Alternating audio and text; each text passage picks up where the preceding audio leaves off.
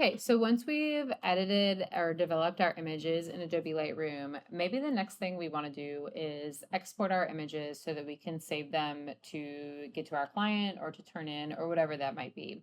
So to do that, we're going to go to Library, and this will show us, we're back to where we started.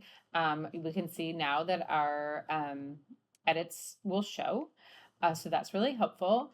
And so now what we'd want to do is select our images that we want to export. And sometimes in this view, it can be a little bit difficult to see if your edits are really subtle. But if you look for these little icons, photo has been cropped, photo has developed adjustments. So there's some little hints in here to tell us what has been done to our images. So here we are in this view. I'm going to make my thumbnails a little bit smaller. There we go. So we can see a little bit more. Now, if I want to export these, a lot of times we don't want to give all of our images to our client or turn them all in. So in this space, it's really helpful if you click Control, you can select the ones that you're wanting to turn in. You also have some smart collections over here that maybe you know that it's all the images that have 5 stars are the ones that have been edited and things like that. So there's other ways to narrow it down, but control and select the ones that you would like to turn in or export is a really great way to do that. So I've got some selected, and I can also see they're selected down here in my film strip. And so now I'm going to go up to File, Export, and then this pop-up window will come up, and we've got a lot of options and a lot of things to really pay close attention to in here. So it tells us, first of all, export location. We want to make sure we're choosing where that goes. So usually specific folder is a good choice, and then choose that specific folder.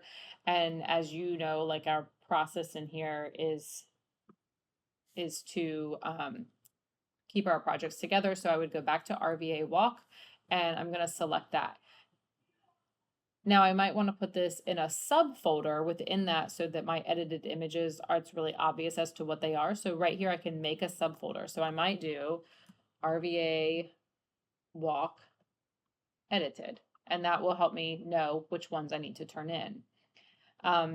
If it's duplicating files, we've got this to ask us what we want it to do. Then file naming, rename file name to, and we're going to do custom name and sequence. So how do we name things in here? I would do my last name.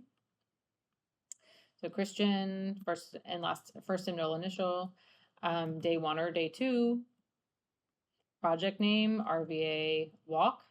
And then I'm going to leave it like that. And this is going to sequence them. So start number is at number 1. So this is showing me an example of what this will look like. Extensions are lowercase. That's fine. These are not videos, so we don't need that. File settings, another really important one. We want to make sure that we're exporting high quality files. So JPEG is fine because that's what we usually turn in here, but we're going to bump this all the way up to 100. And there we go. So that's our file naming. I'm sorry, file settings, file naming. We don't need to do that. We don't need to resize our images. Now, if we were exporting these for a web site, and as you know, when we're using like Wix or Weebly or something like that, if you happen to use those, there's a limit on the number, on like how much space you're allowed to take up with your images. So this image sizing would be really helpful because you can resize it down to a smaller size all at one time, like in a batch. But for turning in images, I'd actually prefer you not do that because I like to have the high quality images to print. So we're not going to touch that or this metadata. So all of this is fine. And also if you're putting them on your website, you might want to look into this watermarking. I'll do another tutorial on that later. So most important things in here: export location, organize your files and folders, file naming, make sure it's named accurately for your project and for our naming convention in our classroom. File settings, make sure you're on JPEG 100 quality, okay? And then you'll click export. And that was really quick, but there was a little status bar that flashed up here that showed us what was being done. And now when I go into my RVA walk folder, I have a new folder in here that says RVA walk edited, and those 3 images that I have selected in Adobe Lightroom are now exported with a new name that I assigned. So that is how you export images in Adobe Lightroom.